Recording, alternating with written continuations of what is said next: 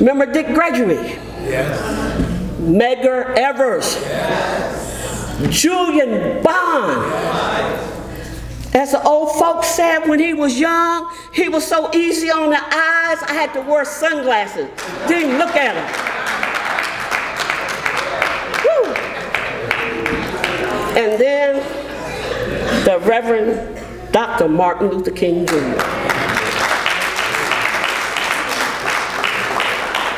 When I think about my hero, the Reverend Dr. Martin Luther King Jr., I imagine back to when he was born. I'm going to tell you something. It happened on a Tuesday. And you're probably saying, how'd she know it was on a Tuesday? She wasn't there. Google. Tuesday, January the 15th. And I could have given you the weather that day. But the thing of the matter is, and I want you to understand what I'm going to say right now. A lot of people don't know this. His birth name was Michael King Jr. How many knew that? Not many people know that, folks. His birth name was Michael King Jr. And his father was the Reverend Michael King Sr. And his mother was Alberta Williams King. Now, don't you want to know what happened? I'm going to tell you. Please allow me to give you the 411. The Reverend Michael King Sr. joined a group of Baptist ministers on a tour of the Holy Land, which stops in Europe. Now, when I say all that, Europe, well, I was stationed in Europe. I know a lot about Europe because I was stationed in Würzburg, Germany at the 3rd Field Army Hospital and traveled all over Germany. So I was glad to see that. The trip culminated in a week-long Baptist World Alliance Conference in Berlin. I've been to Berlin. West Berlin, and when they had the wall up, we had to dress in uniform, have all our documents, and went into East Berlin. I had to go to Checkpoint Charlie. So I know something about Berlin. Now, during this time, he visited many of the religious sites in the same land where Martin Luther had defied the Catholic Church centuries earlier. Martin Luther was a priest and theologian in the 16th century. Martin Luther is well remembered for the 95 Theses which set the ball rolling for reform. Oh, what a history. Oh, what a history.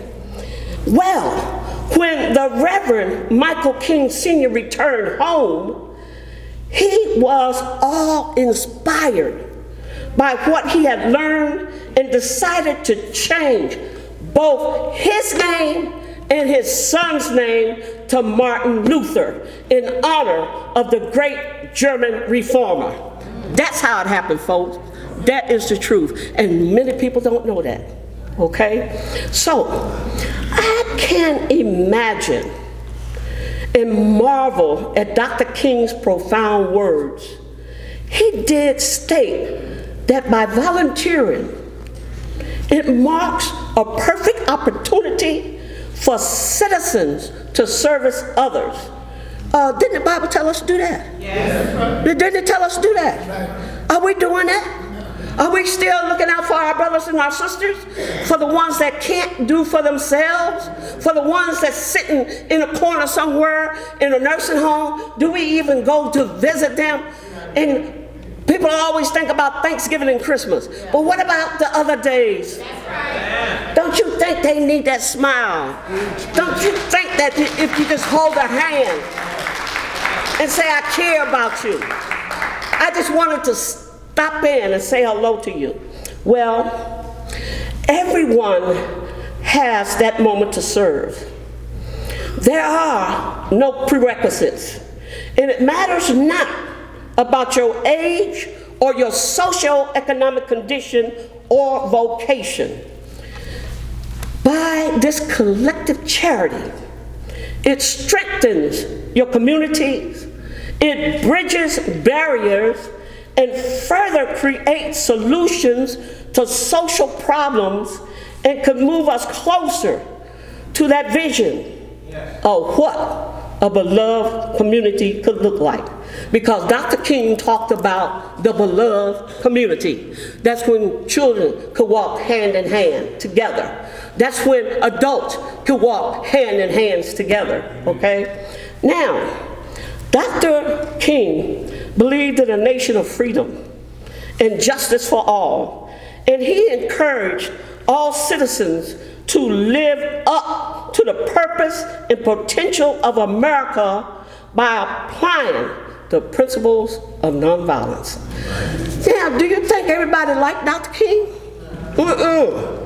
You know, anybody that steps out, be ready to take the heat. Be ready to take the heat. You got to develop some thick skin. Darlene Bircher knows about thick skin. She has done things that people before her couldn't do. She continues to do things that people can't do because she got thick skin and she has a goal, she has a vision in her mind. You gotta have thick skin. Even though my skin is delicate now at 74, but it's mighty tough. Mighty tough, folks. You've got to develop that mental toughness. Okay, now, Dr. King. As a young girl, I was blessed to have the opportunity to meet Dr. King. Praise the Lord. Yes, sir. When he traveled to Bridgeport, Connecticut, in March 1961, he delivered the Frank Jacoby lecture speech at the Klein Memorial Auditorium. More than 2,700 local residents listened to his enthralling words. Because when Dr. King spoke, it was quiet.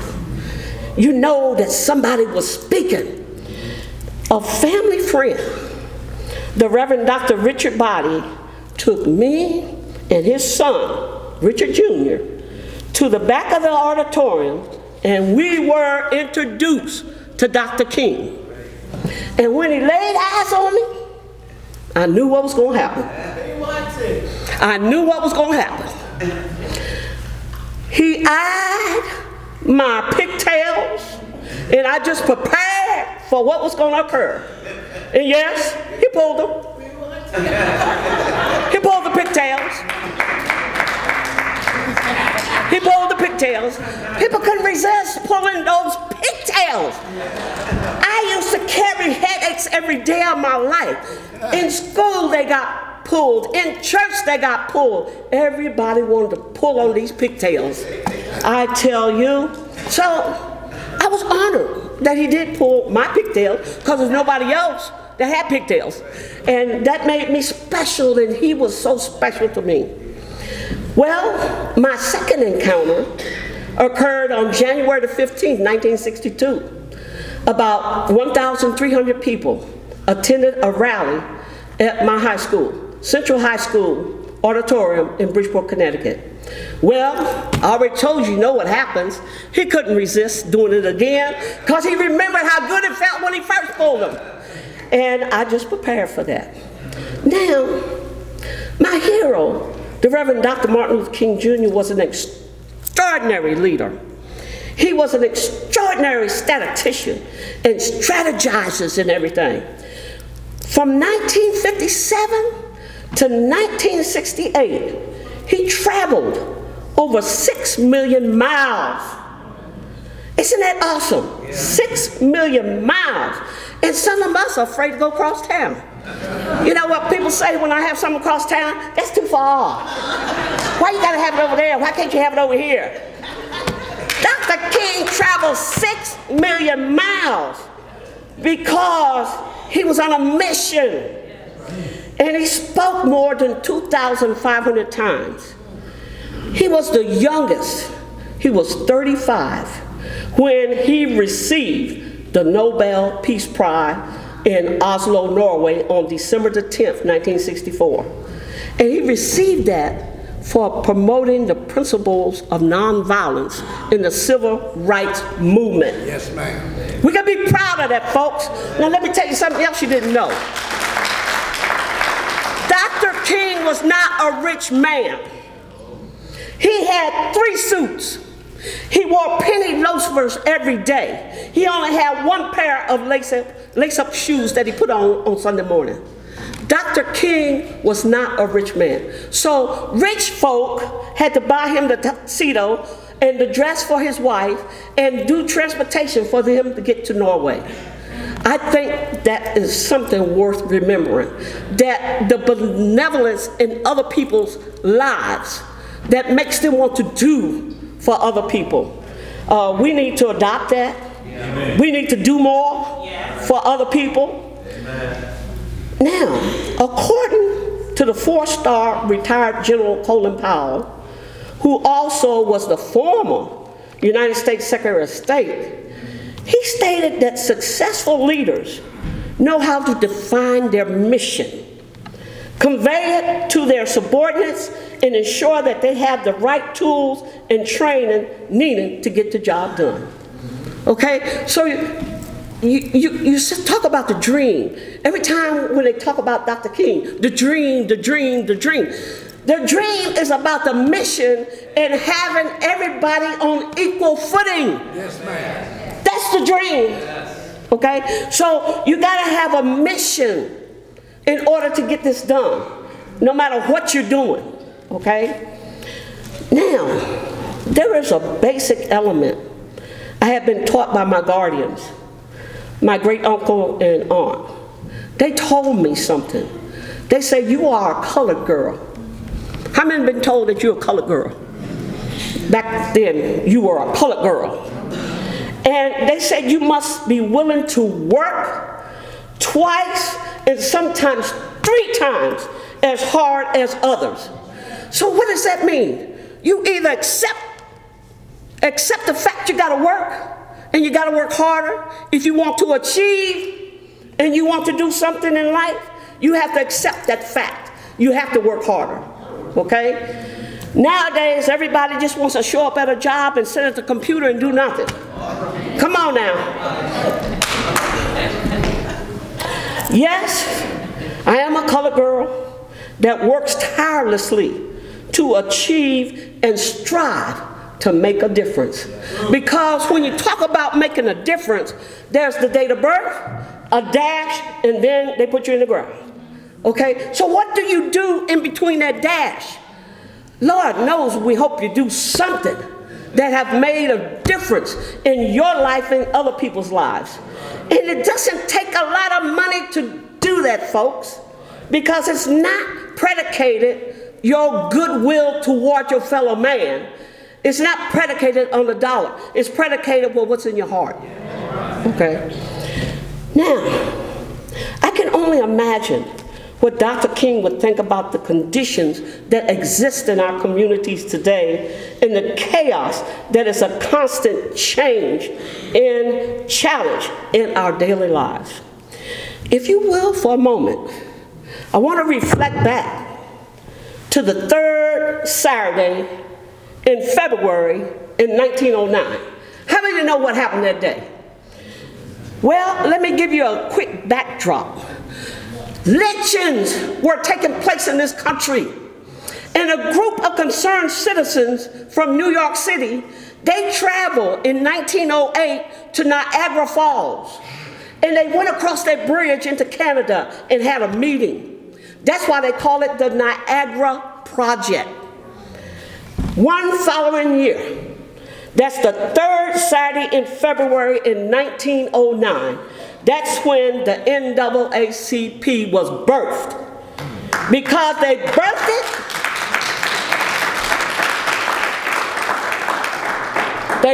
it to address the violence and epidemic of Negroes being lynched.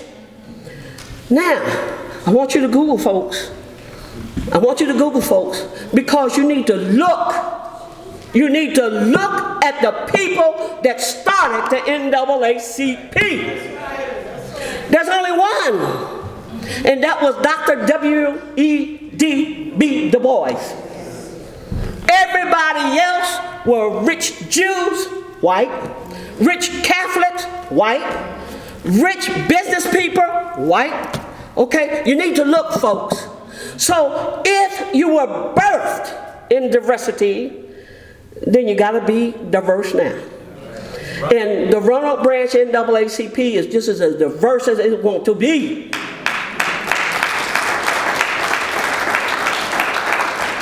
There are 105 nationalities in Roanoke, and I'm trying to get everyone. I serve on the local colors board. I'm the secretary, so they're out there. All I got to do is go get them and sign them up in a membership. We got Hispanics. I speak at the Hispanic Festival every year. Yolanda put me on the stage and she translates, because I have to slow down when I speak. I'll do a sentence and she translates. But the thing of the matter is, you've got to care about everybody. Everybody. Because if it's the National Association for the Advancement of Colored People, every color in the rainbow counts. Every color. There is no exclusion. Our branch is diverse. Our youth council is diverse. The only thing we can't get diverse about is the AXO program, because that's set. Okay? We have the most diverse awards in the whole city of Roanoke. And everybody trying to copy me, but they ain't caught up yet. I have to tell you that because 111 years later, we again are addressing an epidemic of modern day lynching in the form of increasing deaths of African American children. Tamara Rice was only 12. Women, Sandra Bland was only 28. Eric Gardner, who died July the 17th in 2014. I was looking at it on Facebook in real time, folks. That's what you can witness nowadays, in real time. He had an illegal chokehold, and his last words, I heard the man say his last words, "I can't breathe." Now, don't you think that stuck with me? Because what you see, you can't erase it. You can't erase it. Black men aged 15 to 34 are between 9 and 16 times more likely to be killed by police than other people. And what about the disparity? If you look at 12% of the African American population in the United States, and the incident killed in 2015 was 26%, what's wrong with that figure? Again, in 2017, police killed 1,147 people. 25% were black. And the population across the whole country is just 13%. There is a disparity there. Something is wrong, and I'm here to tell you, you got to be working with the police department. You got to be working. You got to work together. Because there's a problem. If there's a problem, the only way that you can fix it is an intervention. And it may take more than one intervention. But you got to work together. Okay? Folks, we're living in some difficult times. Dr. King woke up the conscience of America on March the 7th, 1965, on the peaceful march across the William Pettus Bridge, which became known as Bloody Sunday. And you can see video clips of it. They were beat.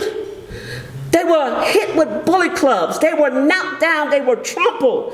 It was horrific. And John Lewis was there. And he sustained a head injury. And he's still working today in Washington, D.C. because he wants to make a difference. And you know that we had the civil rights laws in 1964, and we had the voting rights laws in 1965. In 2013, when Congress decimated the Voting Rights Act, they decimated it. Bob Goodlatte, Congressman, 6th District, he was the chair of the Judicial Committee. How many times I go to his office?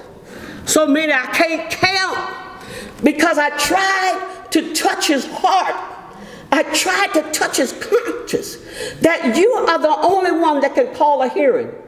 Our youth led a sit-in. The national president at that time, Cornell William Brooks, came to Roanoke. He was arrested. It made international news. We could not get Bob Goodlad to change. We could not touch his heart. And I said everything I possibly could say to him. And that was so disappointing, that we did everything that we could. Well, folks, yes, our ancestors rose up and demanded that lynchings had to stop. Yes, we witnessed the brutal murder of Emmett Till. How many remember? I'll never forget that picture in Jet magazine. This 15-year-old boy from Chicago whistled at a white woman, and it was brutal what they did to him. Yes, we saw Sister Rosa Parks refuse to vacate her seat on the bus. Yes, we see gifted children that demanded to be allowed in schools where they weren't allowed. That led to the Brown versus the Board of Education that happened right here in Virginia, y'all. Brenda Hamilton, the clerk of the circuit court, she had to be moved from her home to come to school in Roanoke. She can tell you that story. We thank God for Dr. King and all the brave citizens that marched, were assaulted, and some paid the absolute ultimate price. That means they lost their lives in the struggle. Sadly, the number of hate crimes continue to increase, and more hate groups are formed across our nation. Dr. King declared that darkness cannot drive out darkness, only light can do that, and hate cannot drive out hate, only love can do that. Only. Today, we have to overcome these maladies, and we have to use the knowledge that we have gained, and we have to work together. Folks, please allow this Christian under construction to speak on prayer, because what happens when something happens? If somebody loses their job or something is done wrong to them, they call on God first, and then they call the NAACP. But see, you got to call God first. You got to pray first. And as we encounter situations, we must pray.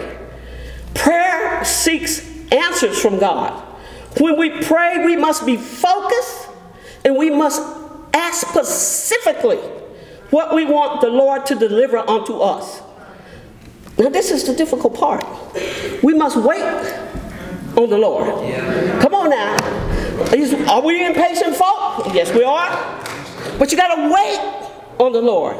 He may not come when you want him, but he will always come on time. He is an on-time God. Yes, he is. Never forget that. Not on your timetable, on his timetable. And folks, what we collectively have to do, we must commit to understand others. We must commit to advocate for equality. We must commit to share our earthly home. We must commit to make a difference in the lives of others. We must commit to foster peace, not hate. We must commit to show our youth not to hate, but to respect and love others. Yes. To do these things, we must be willing to work together. We must replace hate. We must replace discrimination and bias with love. Folks, just imagine with your entire mind, believe with all your heart, achieve with all your might, and vote on December 2020. Vote! Vote! I say you must vote! Yeah. Thank you. Thank you. Yeah. Thank you. Thank you so much. Thank you.